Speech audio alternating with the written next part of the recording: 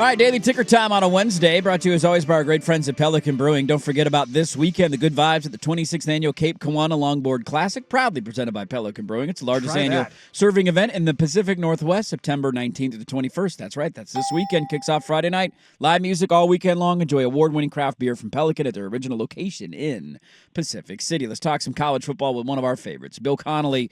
ESPN_Bill C on Twitter is where you can find him, the author of the S&P Plus model and the author of a new book that we just talked to him a couple weeks about, Forward Progress, the definitive guide to the future of college football. Bill, good morning to you, ESPN college football writer, I should add as well. When I look at the first couple of weeks of the season in the S&P Plus, there has been a lot of movement. What has surprised you the most through the first 3 weeks of the season? And as you look at the rankings going into week 4, what is standing out the most to you? Yeah, it is funny. I mean, I think, we have had about the same number of teams move up and down as usual, but we've had a lot of very noteworthy teams moving up and down. And, South Carolina suddenly, just maybe never getting it together. Kansas State never getting it together. SMU, like a lot of teams that we kind of had semi-high expectations for haven't really clicked at all. And, of course, Clemson leads that list as well. So, I mean, it's been, most of the teams we thought were going to be good are probably going to end up pretty good here. But, it does feel like there have been quite a few surprises there at the top. I know we're getting ahead of ourselves, but we don't know if we'll have you next week. And one team is on a bye this weekend while the other is having their... I would say they've been on a bye all season, but I digress. Okay, all right. Thanks for interrupting my question about Penn State. Oregon's playing Oregon State. We all tend to not feel as excited about that game as we once did for obvious reasons, so we assume Oregon will handle their business at home. Looking a little bit ahead, what does the SP Plus say about this matchup between Penn State and Oregon looking a week ahead of it? Yeah, I mean, on paper, it's basically even. Penn State's a projected favorite basically by home field advantage. And so, neither team has, 112. Penn State is the best team they played ranks 112th currently in SP+. The best team Oregon's played ranked 82nd. So obviously, I talk a lot about it's how you play, not who you play. They've both ended up looking the part. Penn State kind of takes its time looking the part sometimes, just kind of comes out in the most vanilla possible approach and sees what you can do against it. But no, they've looked like they're supposed to look, and their season probably doesn't really begin until week 5, assuming Oregon State doesn't pull off something pretty miraculous. Well, on that note, Bill, I'm curious to ask you, because I remember talking to you before the season kicked off and where Oregon ranked in the S&P Plus on offense and on defense. How much of those numbers changed since the start of the year? And does the model still view Oregon the same, where maybe driven by offense and the defense more of a question mark? Yeah, I mean, technically the defense is still more of a question mark, but obviously both units have looked, mostly good. Granted, I mean, 14 points against Northwestern isn't actually impressive, but you still, it's 30 points in 3 games. You're doing just fine in that regard. The first 2 games were pretty massive overachievement compared to projections, and then last week ended up falling a little bit short, but was fine. Like, it's hard to critique too much about the way they handled their first road game. So, yeah, I mean, if anything, they have overachieved. They've moved up from 7th to 2nd in SP+, and I do think that typically, treating poor opponents like they should be treated is a really good way of determining who's a really good team, but you still learn something extra when they play teams with a pulse. Is there a team, Bill, kind of putting you on the spot here? Is there a team that has been really impressive in the SP Plus that has simultaneously impressed you maybe the most so far at quarter into the season? Well, I mean, Oregon is certainly up high on the list. Not to suck up to the hosts or anything, but that's what they did to Oklahoma State was. Well, it was rude, first of all, but both Oklahoma State and Montana State, I thought would be able to do more than they actually did, and so they've absolutely looked the part. I think teams like USC have done exactly what they needed to do against the competition so far. Miami obviously had a potential test last week that they kept USF at arm's length the entire time, even with a couple turnovers. Texas Tech has looked spectacular. Not to, I realize a sore subject after last week, but They've done everything they possibly could against their schedule, and probably Indiana has too. So yeah, some really fun names. I just out of pure curiosity, I took the priors completely out of SP Plus yesterday just to see what they said. That's a terrible thing to do if you're actually trying to make good predictions, but it was kind of a decent, like, who's looked apart so far. Texas Tech's number one, wow. And Oregon was really high up there too, and that kind of that vibes with my eye test, I think. Yeah, it's a fun one this weekend in Salt Lake City, too, between Texas Tech and Utah. Bill Connelly is our guest, ESPN college football writer, S&P Plus model, at ESPN_Bill C on Twitter, and go check out his book that just came out, Forward Progress, the definitive guide to the future of college football. I was going to shift gears to something, but then you mentioned a team that made me kind of wonder, and this is a question we had coming into the season. Like, I think we would all argue going into the year, the top tier, if you will, in the Big Ten was Penn State, Oregon, Ohio State, whatever order you want to put them in, maybe in Michigan if they could get good quarterback play. And then there's just this another group of teams that were like, they're not bad, but are they elite? Can they be a conference title contender? Like Illinois, Indiana, Washington, USC, Nebraska. It's a big weekend for a lot of these teams. I'm just curious, when you look at both the model and just your eyes as a college football fan, like, what do you make of that next group of Big Ten teams? Which ones are you buying stock in, and which one is the model buying stock in? Well, the way USC handled Georgia Southern and Missouri State, you're like, wow, like that's, obviously they're going to beat those teams, but they were kind of merciless about it. And that's what I look for in those games. You can still prove something in that regard. Last week was kind of a confusing sample. Like, the offense was still mostly efficient, but it stalled a little bit. The defense had to come through and gave up some yards, but then would force a turnover. And so I don't know. I'm not quite as high on them as I was before the Purdue game, but I think they've still kind of proven what they need to prove so far. And Indiana really has been, like, they gave up a couple big plays early against Old Dominion, but it turns out, as we saw against Virginia Tech, Old Dominion can do that a little bit, and they pretty much haven't given up anything since. So they've certainly done everything they can with the schedule at hand. Illinois, I never trust. They always just seem to be able to have this mind control thing where they force turnovers, they force the guys to just drop the ball at random times. But they've done it for a year and a half almost, so maybe that's a thing. Maybe they can keep that up. But I guess in order, I would say in that second tier, it's USC, Indiana, Illinois right now. Maybe Nebraska after that, but we'll see. You might be as equipped to answer this question as any person covering the sport in general. So Oregon State's down pretty bad right now. They just got bludgeoned by Texas Tech after waiting for a rainstorm to pass. They're probably going to get bludgeoned by their opponent in Eugene this weekend. And then they get Houston at home on a short week, Friday night, and the stadium won't be packed. Their AD's coming out saying, no, he's the right guy for the job, and most people out here with a brain tend to disagree with that.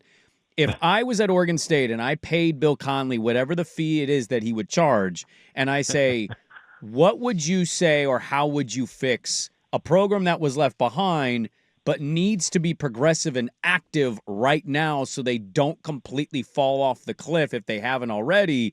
What would you say or how would you fix what's happening in Oregon State as somebody that observes the entire world of college football outside of the Power Four? Well, I mean, I wish I had a fancier answer, but I mean, it just comes down to raising money and making a good hire at the end of the day. And obviously, morale kind of impact, like one kind of impacts the other. But yeah, I mean, I think when you lose Jonathan Smith, you replace him with an insider, I guess, for a lack of a better word. Like, that made a lot of sense, but yeah, I mean, it's been pretty demoralizing this year. Not only, maybe it turns out Texas Tech's really, really, really good, and that doesn't end up being a particularly bad loss. But I mean, obviously coming right out of the gate with 2 home games against opponents you think you should still be able to compete with no matter what, and falling far short, especially against Cal. It's just been, it's been demoralizing, and you don't think that Trent Bray is going to get just a ton of time here to figure things out.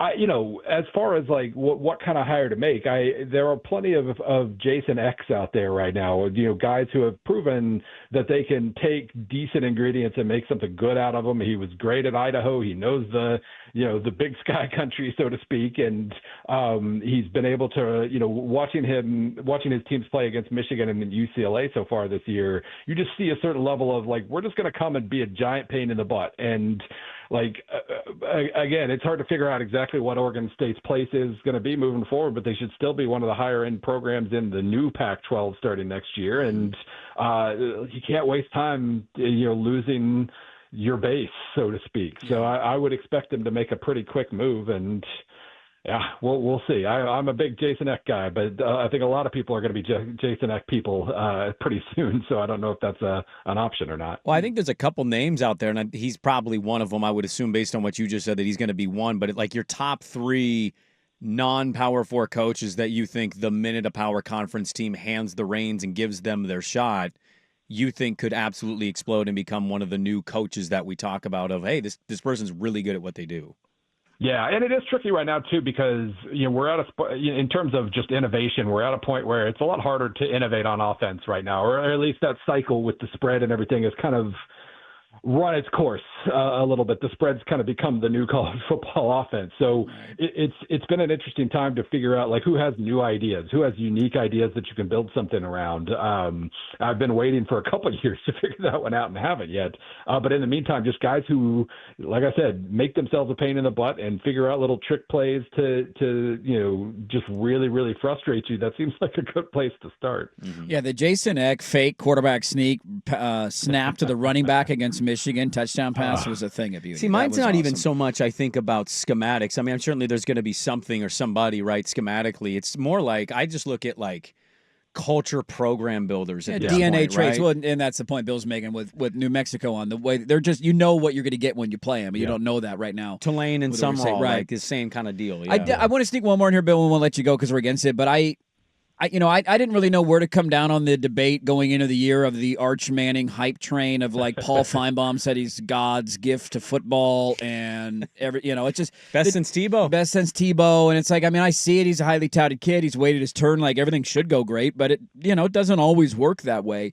I think even I or anybody who even questioned maybe the overhyping of him is in shock about how bad he's looked at times this year.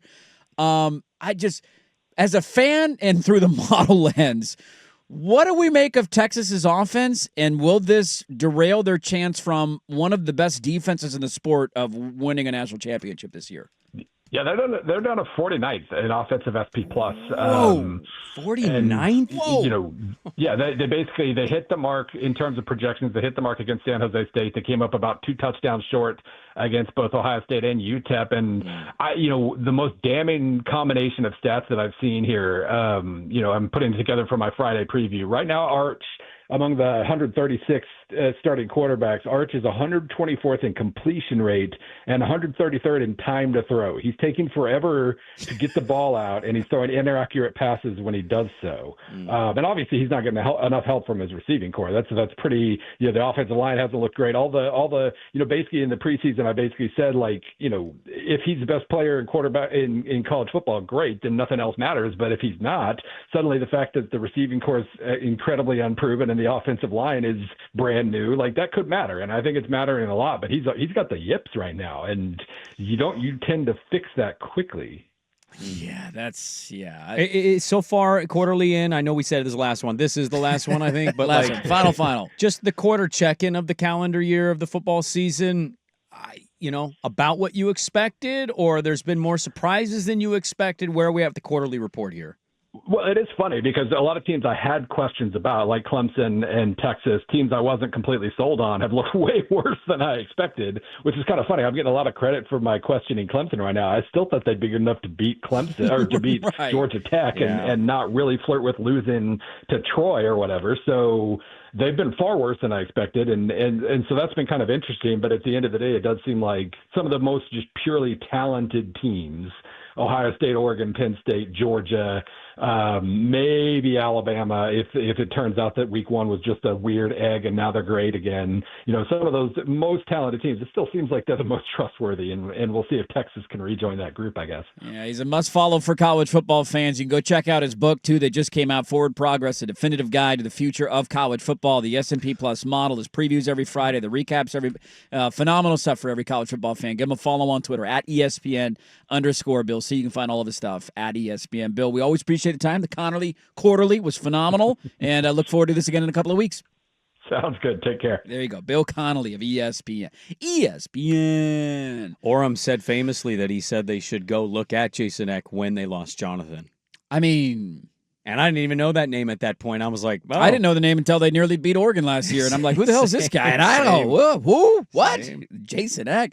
Now I think Jason Eck is he's got bigger fish. He's got bigger fish on the plate. He's got bigger views and goals in the long run than Oregon State. Great stuff from Bill Connelly. And the Daily Ticker, as always, is brought to you by our wonderful friends at Pelican Brewing Company. Don't forget this weekend, the 26th annual Cape Kiwanis Longboard Classic. Go hang out with our friends out there at the largest annual surfing event in the Pacific Northwest, Friday through Sunday.